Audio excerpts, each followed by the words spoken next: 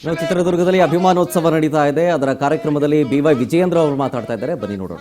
चला रहा था उस टीएमसी सरकार को फेंक कर निकाल के इस देश के नरेंद्र मोदी जी का नायकत्व में अमित शाह जी का जो चुनाव चाणक्य बोलते हैं देश में अमित शाह जी के परिश्रम से और पश्चिम बंगाल के लाखों के हमारे कार्यकर्ता के परिश्रम से आज माननीय प्रधानमंत्री जी और अमित शाह जी देश के इतिहास में पहली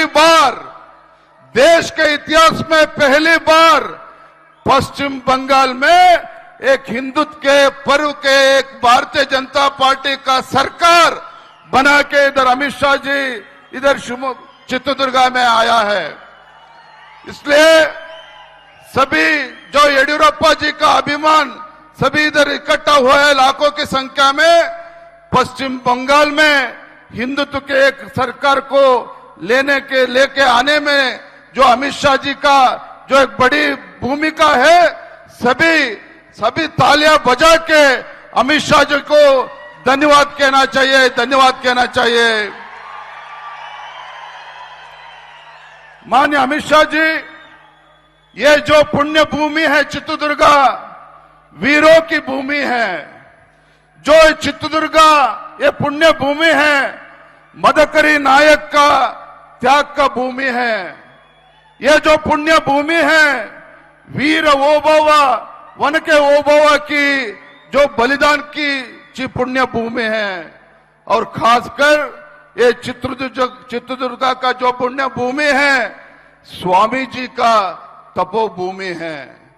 मुझे ये कहने के लिए बहुत खुशी होता है, बहुशः कर्नाटक के इतिहास में पहली बार आज ऐसा मंच देखने के लिए हमको मिला है।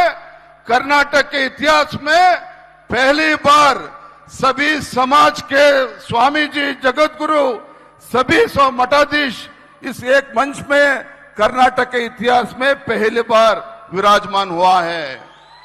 सभी स्वामी जी जगत गुरु सभी का इच्छा था जो येडियुरप्पा जी पिछले 50 साल में जिस तरीके से कर्नाटक के किसानों का आंसू पहुंचने का काम किया है, येडियुरप्पा जी पिछले 50 साल में जिस तरीके से गरीबों का आंख बुझाने का काम किया है, इसलिए येडियुरप्पा जी मुख्यमंत्री स्थान पर उतरते हुए 6 साल हुआ है, लेकिन अभी भी कर्नाटक के लाखों की संख्या में अभी भी येडियुरप्पा जी को लीडर मानता है। इसलिए आज लाखों की संख्या में इस इकट्ठा हुआ है। मैं आप सभी की तरफ से हमारे गृह सचिव, हमारे नेता, हमारे अमित शाह जी का और एक इस अवसर पर आने के लिए और एक पर धन्यवाद कहते हुए, ಬಂಧುಗಳೇ, ಬಹಳ ಅಪರೂಪವಾಗಿರ್ತಕ್ಕಂಥ ಕ್ಷಣ ಇವತ್ತು ವೇದಿಕೆ ಮೇಲೆ ಈ ನಾಡಿನ ಎಲ್ಲ ಹರಗುರು ಜಗದ್ಗುರುಗಳು, ಹರಗುರು ಚರಮೂರ್ತಿಗಳು ಇವತ್ತು ಬಂದಿರತಕ್ಕಂಥದ್ದು ಒಂದೇ ಕಾರಣಕ್ಕೆ, ಏನು ಸನ್ಮಾನ್ಯ BS ಯಡಿಯೂರಪ್ಪನವರು ತಮ್ಮ ಜೀವನದುದ್ದಕ್ಕೂ ಕೂಡ ಹೋರಾಟ, ಅಧಿಕಾರಕ್ಕೋಸ್ಕರ ಹೋರಾಟ ಅಲ್ಲ, ಯಡಿಯೂರಪ್ಪನವರು ತಮ್ಮ ಜೀವನದುದ್ದಕ್ಕೂ ಸಹ ಪ್ರಾಮಾಣಿಕವಾಗಿ ಬಡವರ ಕಣ್ಣೀರನ್ನು ಒರೆಸ್ತಕ್ಕಂಥ ಕೆಲಸ ಮಾಡಿದ್ದಾರೆ, ರೈತರ ಧ್ವನಿಯಾಗಿ ಕೆಲಸ ಮಾಡಿದ್ದಾರೆ.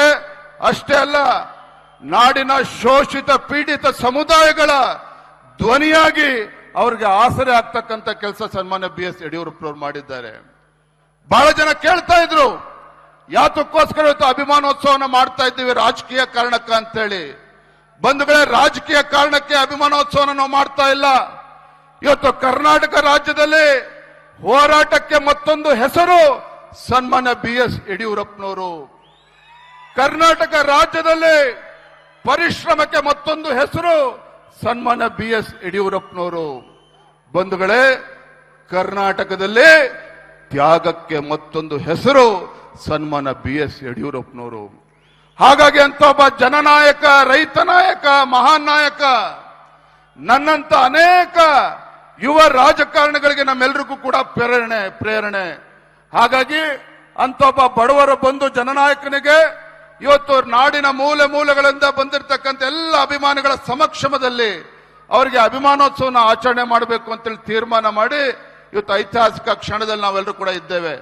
ನಾ ಇಷ್ಟೇ ಸಂದರ್ಭದಲ್ಲಿ ಒಂದು ಮಾತನ್ನು ಹೇಳಲಿಕ್ಕೆ ಇಚ್ಛಪಡ್ತೇನೆ. ಸನ್ಮಾನ್ಯ BS ಯಡಿಯೂರಪ್ಪನವರ ಹೋರಾಟಗಳನ್ನು ಹತ್ತಿರದಿಂದ ನಾನು ಕೂಡ ನೋಡ್ಕೊಂಡು ಬಂದಿದ್ದೇನೆ. ಸನ್ಮಾನ್ಯ BS ಯಡಿಯೂರಪ್ಪನವರ ರಾಜಕೀಯ ಏಳು ಬೀಳುಗಳನ್ನು ಕೂಡ ನಾನು ಬಹಳ ಹತ್ತಿರದಿಂದ ನೋಡ್ಕೊಂಡು ಬಂದಿದ್ದೇನೆ. ಯಡಿಯೂರಪ್ಪನವರು ತಮ್ಮ ಜೀವನದುದ್ದಕ್ಕೂ ಸಹ ಯಾವುದೇ ಸವಾಲುಗಳನ್ನ ಬಂದರೂ ಕೂಡ ಸವಾಲುಗಳಿಗೆ ಬೆನ್ನು ತೋರಿಸಿ ಓಡೋಗ್ತಕ್ಕಂಥ ಕೆಲಸ ಸನ್ಮಾನ್ಯ ಯಡಿಯೂರಪ್ಪನವರು ಮಾಡಲಿಲ್ಲ. ಏನೇ ರಾಜಕೀಯ ಷಡ್ಯಂತ್ರ ಸವಾಲುಗಳು ಬಂದರೂ ಸಹ ಯಡಿಯೂರಪ್ಪನವರು ಅದನ್ನೆಲ್ಲವನ್ನು ಕೂಡ ಧೈರ್ಯವಾಗಿ ಎದುರಿಸಿದ್ದಾರೆ.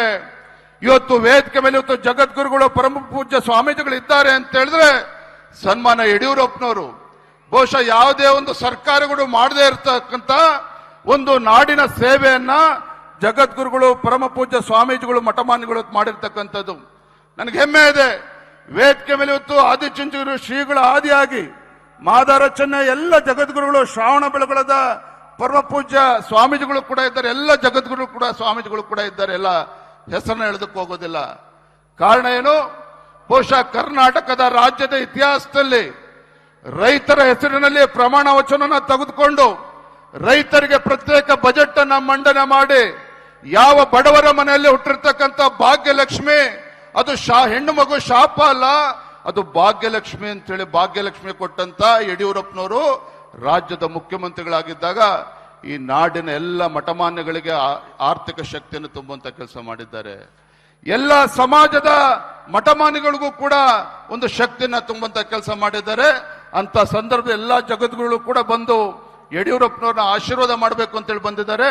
ನನ್ನ ಇಷ್ಟೇ ಸಂದರ್ಭದಲ್ಲಿ ಹೇಳ್ತಕ್ಕಂಥದ್ದು, ನಾನು ಕೂಡ ಇವತ್ತು ರಾಜಕೀಯ ಕ್ಷೇತ್ರದಲ್ಲಿ ಅಂಬೆಗಾಲನ್ನ ಇಡ್ತಕ್ಕಂಥ ಸಂದರ್ಭದಲ್ಲಿ ಸನ್ಮಾನ್ಯ BS ಯಡಿಯೂರಪ್ಪನವರಿಗೆ ರಾಜಕೀಯ ಜನ್ಮ ಕೊಟ್ಟಿರ್ತಕ್ಕಂಥ ಶಿಕಾರಿಪುರ ತಾಲೂಕಿನ ಜನರ ಆಶೀರ್ವಾದದಿಂದ ಇವತ್ತು ರಾಜ್ಯಾದ್ಯಂತ ಪ್ರವಾಸ ಮಾಡ್ತಕ್ಕಂಥ ಸಂದರ್ಭದಲ್ಲಿ ವೇದಿಕೆ ಇರ್ತಕ್ಕಂಥ ಎಲ್ಲ ಜಗದ್ಗುರುಗಳಿಗೆ ನಾನು ಕೈ ಜೋಡಿಸಿ ವಿನಂತಿಯನ್ನು ಮಾಡ್ತೇನೆ.